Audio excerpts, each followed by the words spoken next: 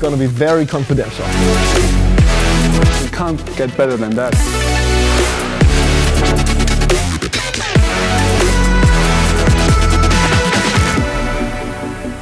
Hi everyone and welcome to the very first episode of EQ Enthusiasts.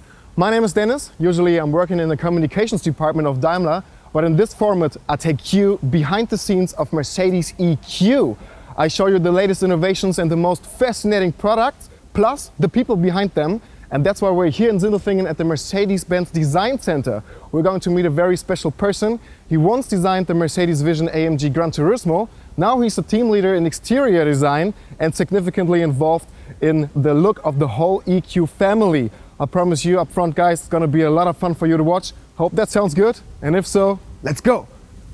Mercedes-Benz is a luxury brand with a huge heritage, that's for sure. But how does luxury and design go together when it comes to electric cars?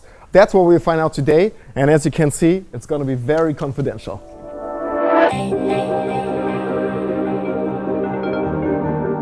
Bastian, hey, good to see Dennis. you.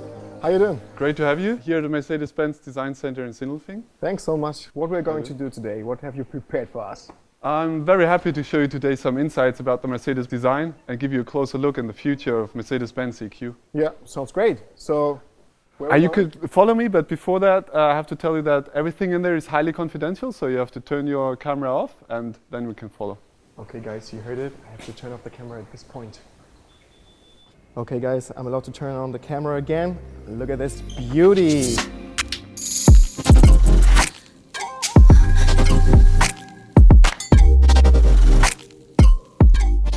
Bastian, where did you take us? So Dennis, now we're in the heart of the design building, more or less. It's one of our design studios.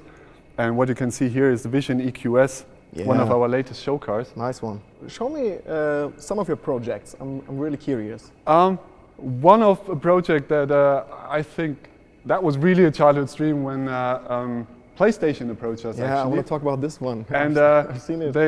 they asked us to do a show car for their game Gran Turismo. I mean, a show car for a racing game, you can't get better than that. These tasks you don't even get in university. So we created a car that was really highly efficient. We have active aerodynamics. But this one was built for a combustion engine, right? What about the EQS, the electric S-Class? So we take our inspiration more from electric devices to create a really unique look for the EQ brand. So we have that one bow silhouette describing the sleekness and elegance character of the car. What are the main challenges creating an EQ in comparison to one with a combustion engine? To make that a bit more clear for you, I thought, why not go in here and do a little bit of sketching? Right now? Yeah. For me, I would ask you to sketch some. What does a Mercedes mean to you? What comes into your mind if you think about a Mercedes classical limousine? Classic. Okay, so like S-Class. Like, go ahead, yeah. Don't laugh at me. No, looking good. Go ahead. Yeah? Can I work in your team? Of course, we always need young, talented, motivated designers. Oh man, like a common S-Class. Don't forget the star. Yeah, sure. Okay, now it's finished. What do you think? Okay. I mean, no, I'm being honest, this is exactly what I mean. Like, everybody has a perception of Mercedes in particular. What does it mean to think about Mercedes? And for sure, most of the people think about a normal limousine. And so this time, if it looks like this, or more like the S-Class, you have a long bonnet, which is unique for the combustion engines, and also a long rear overhang, which is specific for the rear-wheel driven cars. But here with the EQ family, of course, we have to rethink everything. We have different technical requirements. It's an electric car. We still want to have people that it is recognizable as a Mercedes for sure, but then bring new elements in that makes it really unique for electric Mercedes. For example, if you look at the front of a car, for example, an S-Class front, you have the huge Mercedes grille, which is recognizable for Mercedes all over the world. People recognize that grille, Sure. they know the star, and they know that it is Mercedes. For sure, with the EQ brand, we have to find a new interpretation of that unique grille. So, as you can see here, It definitely looks different, right? it really does. And that's not only because of the light and the stars, but also because it's an electric car. And therefore, we don't need as much air for cooling the engine, which is behind it, because this is the case on the S-Class. Whereas here, we have more design freedom to develop something new. As you can see here, we have a seamless integration of the headlights together with the grille to generate that really unique and specific look for our EQ front ends. Yeah, you talked about the black panel before, but what about this little stars inside? I mean, because it is a show car and we want to play something and want to explore the creative potential of it, we think of, if you think about a black panel, you also think about a screen. And what we did here is how much depth we can give such a surface. So what we have here is a star panel on the front, and then having these LEDs to create that more or less infinite grille. Does the final design look like that?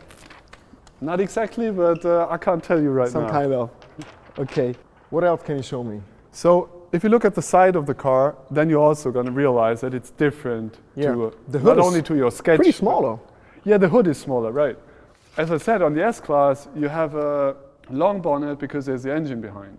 Like on an electric car, you don't have the engine in the front, and therefore we reduce the front overhang to a minimum and put in the wheels really far out on the corners of the whole car to emphasize the cabin and where the people are going to sit then. Yeah, but from my point of view, it looks more sporty than the usual S-Class or a saloon. Yeah, for sure. What we tried here is to find a sleek silhouette that is good for aerodynamics and is creating a different character for these cars. So it's more a four-door sports car than a classic limousine.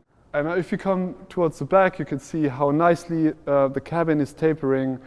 It's on one side good for the aerodynamics, and it's sustainable and efficient. At the same time, it allows us as designers to put the cabin on these really nice full shoulders to give the overall car an appearance, a strong appearance on the street, and really good stance. Pretty awesome and interesting. Thanks for giving us so many exclusive insights. But as you know, a bit curious and always a bit impatient. Is there something else that you can reveal about the upcoming EQS? Actually, I can't do that. Just one thing, come on. You know, because it's you. Give me a second at the drawing board, or I'll be back. Take your time, take your time. So good to see how passionate this guy is. I'm deeply impressed and so thankful for visiting this extraordinary place. It has been a once-in-a-lifetime opportunity, and I hope you liked what you have seen. And if so, click on the thumbs up button, leave us a comment below, and don't forget to subscribe, share it with your friends. I'm really looking forward to going on with you on the next episode. And there comes the future. Hope you like it. Wow, that's cool. All right, guys, sorry, but you have to stay a little bit more patient. But I think you got some really good insights about Mercedes-Benz design and also the future of the EQ family. I think we really created something special and unique. It's going to be something on the road that you haven't seen before. And stay tuned, and bye-bye. Bye, guys.